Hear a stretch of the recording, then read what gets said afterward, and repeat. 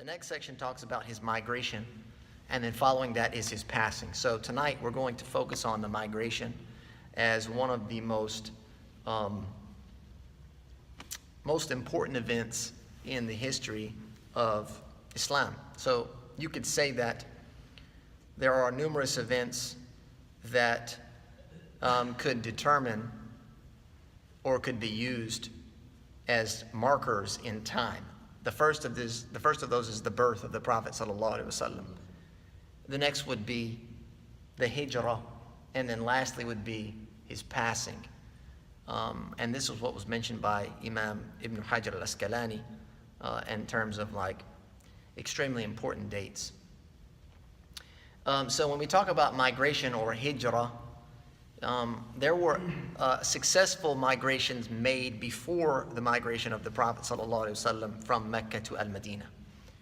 Early on, the Prophet ﷺ sent a small group of companions from Mecca to Ethiopia, to East Africa.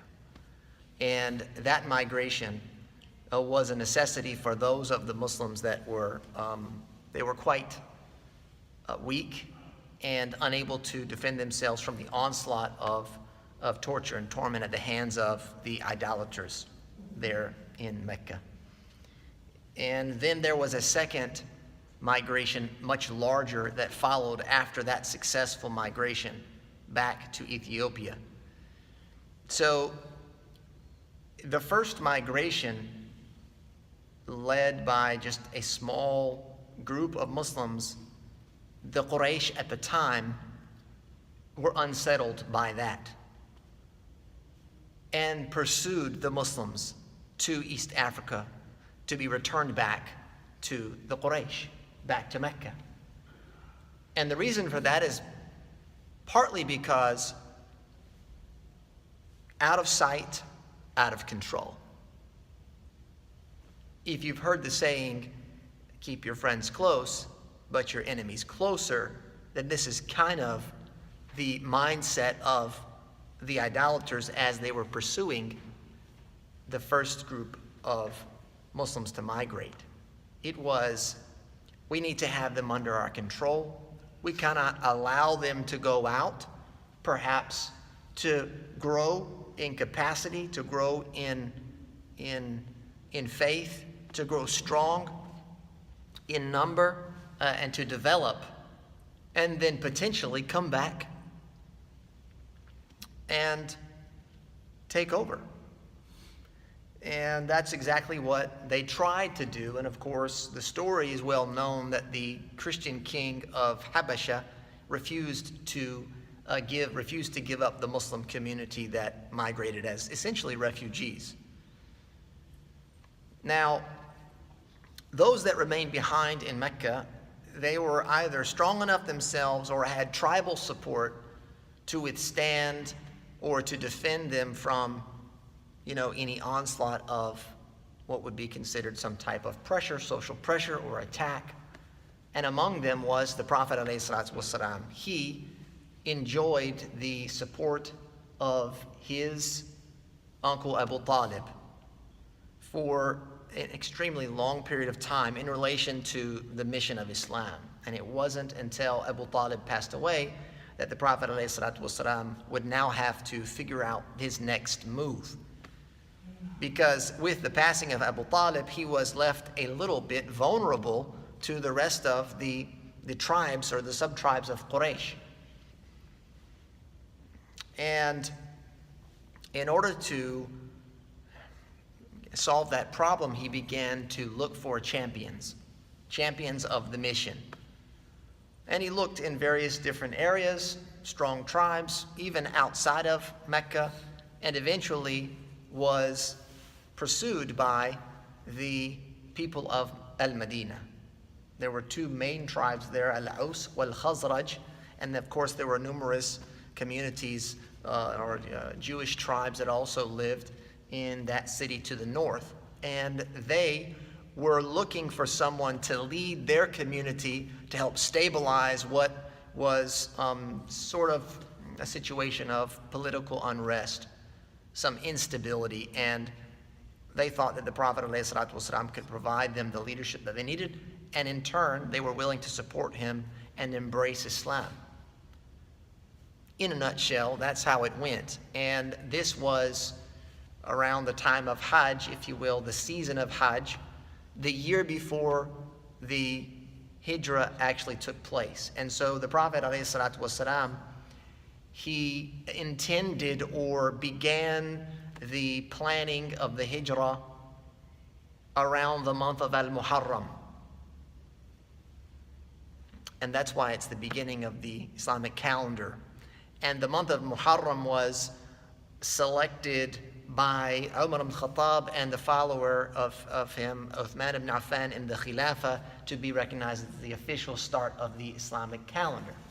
And it was because, as some report, that this is when the Prophet ﷺ began the migration process. And it did not begin with him, but it began with a number of the companions. He began to send some of them who were just simply unable to continue on now that the situation was getting more dire. And after a few made a successful migration to Al-Madinah, it's kind of became a trend, and then many more companions began to leave, and it became extremely noticeable by the reigning authorities of Quraysh. And they became very worried about this. There were numerous homes that were left empty. They left everything behind for the sake of their faith. And the potential is they go to this city in the north, and as I mentioned before, they grow in number, they grow in influence, they grow stronger, and eventually they return back, because the Prophet ﷺ warned the idolaters of Quraysh that that is exactly what he was going to bring to their doorstep. They did not forget that warning. And so now they came up with a plan, and that plan seemed like the only possible plan, and that was to assassinate the Prophet ﷺ. And so, as was suggested by Abu Jahl, they would select their strongest, mightiest, bravest of the multiple tribes there of Quraysh, and that would be about 5 or 6 men, and they would all attack the Prophet ﷺ, each of them sharing in his murder. And the reason that they wanted to do this was so that they could avoid any retaliation from Bani Hashim, the tribe, the sub-tribe of the Prophet ﷺ. They knew that Bani Hashim would not be able to stand up and war against all of the remaining tribes of Quraysh, but they would be forced to accept blood money. So essentially they wanted to spill the blood of the Prophet ﷺ over the swords of 5 or 6 different sub-tribes and push Bani Hashim into accepting the blood money. And when this plan was conceived or accepted from Abu Jahl, Allah subhanahu wa ta'ala sent Jibreel alayhi salam, the angel, to deliver a warning to the Prophet sallallahu alaihi wasallam. And this was around noontime of that day.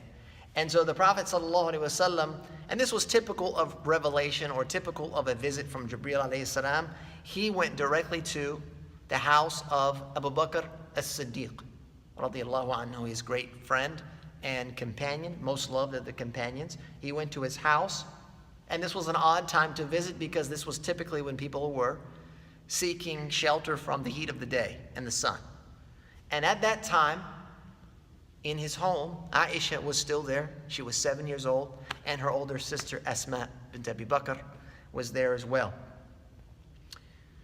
And the Prophet ﷺ came in and informed Abu Bakr as-Siddiq what the plan was, that he was permitted to migrate, to leave Mecca, and to flee with the faithful. And Abu Bakr as-Siddiq essentially inquired if the Prophet was coming to his house to let him know that he would accompany him on the journey. And the Prophet confirmed that desire of his. And Aisha, she said, I'd never known of anyone to cry out of happiness until that moment when Abu Bakr as-Siddiq, he began to weep. Not because of fear of this plot, but because he was chosen to go with his beloved companion and his leader, the Prophet sallallahu alaihi wasallam. And so the plan began to develop with the Prophet sallallahu alaihi wasallam, as did the plan with the Quraysh, the assassins. And their plan was to wait outside of the home and then attack him. They were intending to actually break in and attack him in the home. And so the Prophet ﷺ instructed Ali to stay behind in the house and let the Prophet ﷺ leave the city. And the reasoning behind that was not necessarily to throw the Quraysh off, because the Prophet ﷺ could have escaped without the need of Ali there. But he needed Ali ibn Abi Talib radiallahu anhu to stay behind in the city to return all of the property that had been deposited with the Prophet ﷺ for safekeeping. Even up until this point, the people of Mecca were still reliant upon the Prophet's honesty. They still called him al-Amin. Even though many of them were against his mission, no one could refute his character.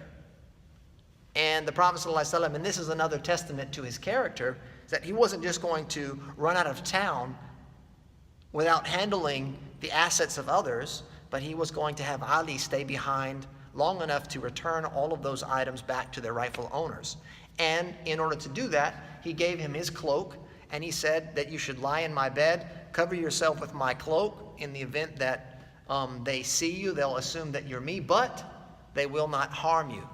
And so the night of the plan, while these 5 or 6 men were sitting outside of the house getting ready to break in, they heard the voices of Kulthum, Ayman, Sauda, and Fatima inside of the home.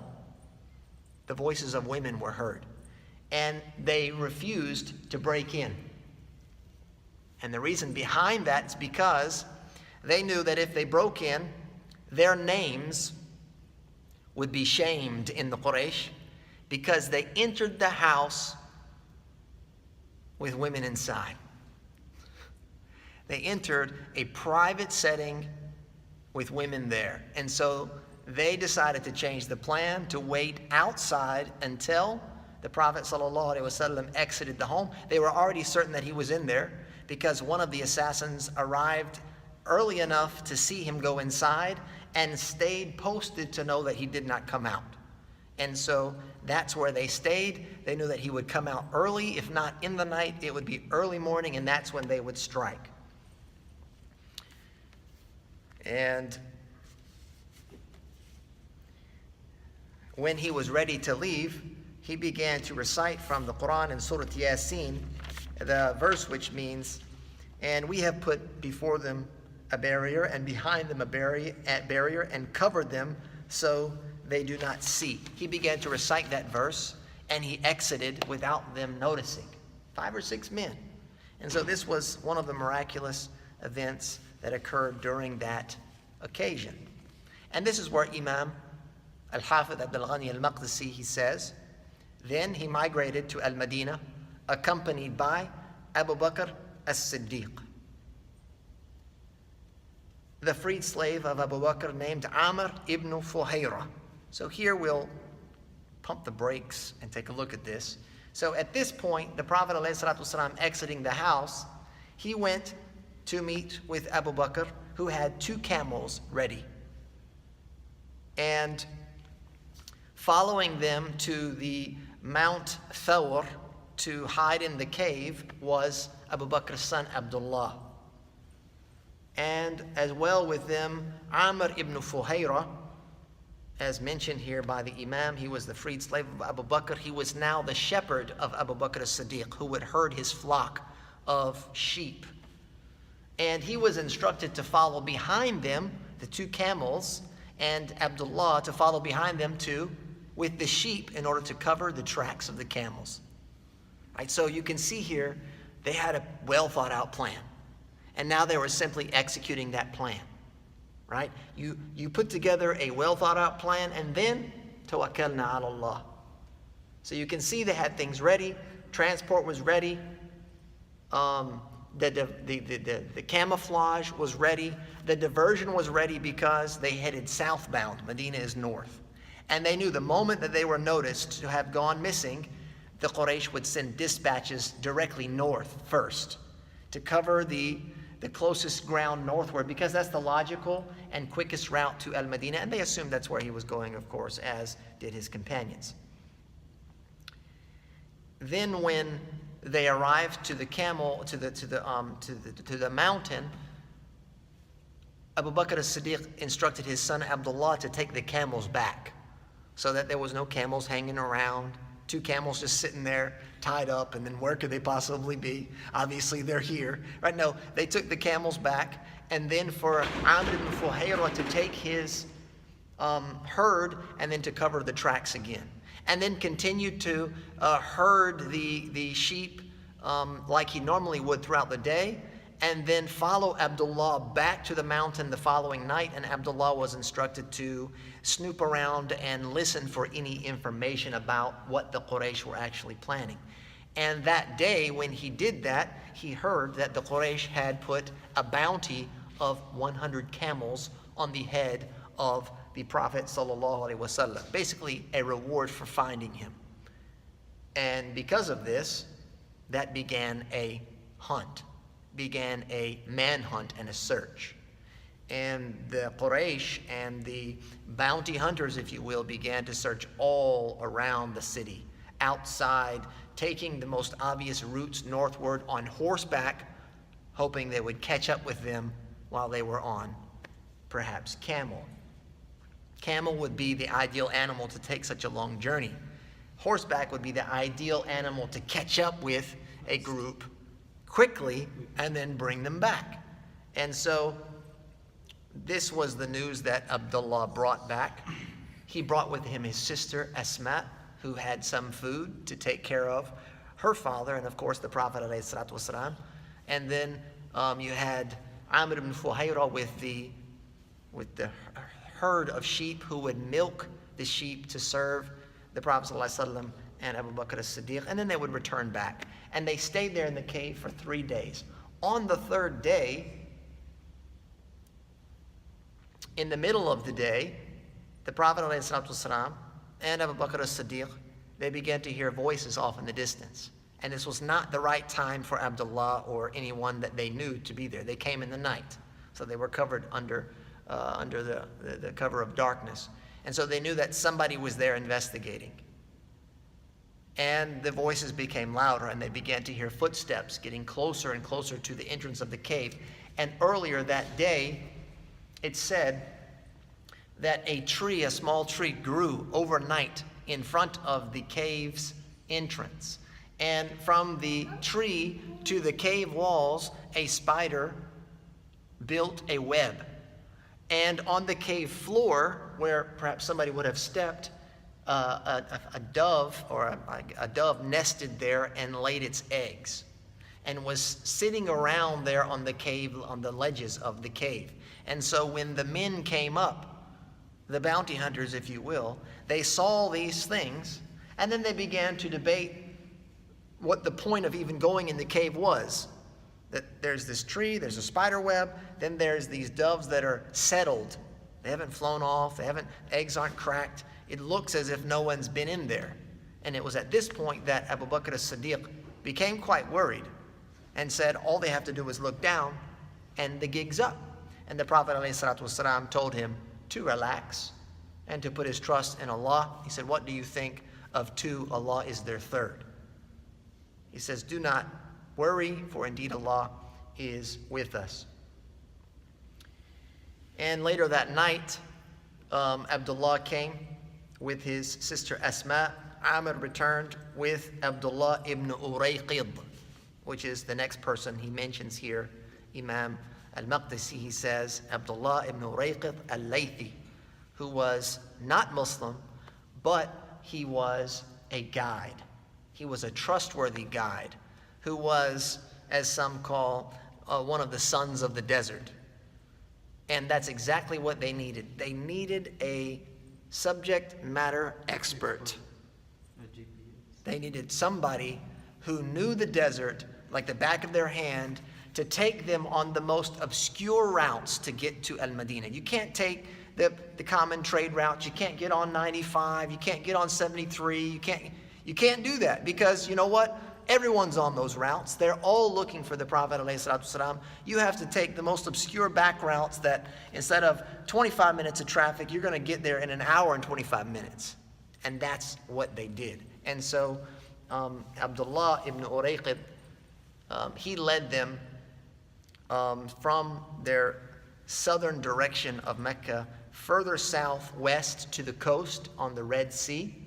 And then they would begin to journey northward along the Red Sea throughout these obscure pathways until they reached al-Madinah. Now, before they set out on their journey, the Prophet ﷺ, he was given a camel by Abu Bakr as-Siddiq. Abu Bakr intended to give him the best camel, and the Prophet ﷺ refused to take that, but wanted the second one and wanted to purchase the camel, because he was now getting ready to leave everything behind, and he himself wanted to own the journey. He wanted nothing given as a gift, nothing lent, nothing that he borrowed. He wanted to possess this journey because this would be his huge sacrifice, because when he left Mecca, he was essentially heartbroken. And he mentioned that if it were not for the fact that he had to leave for his faith, that he would never have left the sanctuary of Mecca. It was beloved to him. And of course, they took approximately 12 days or so to conclude their journey when they set out. So it took quite a long time, and I'm sure that there were numerous events that happened along the way. And then when they arrived to a very eager community from the Muhajirin that were already there and the Ansar that were waiting to celebrate and to support the Prophet ﷺ, they arrived, and then Ali ibn Abi Talib joined them 3 days after. So the Messenger of Allah ﷺ remained in al-Madinah for 10 years after that migration. And that, in a nutshell, is the story of the migration.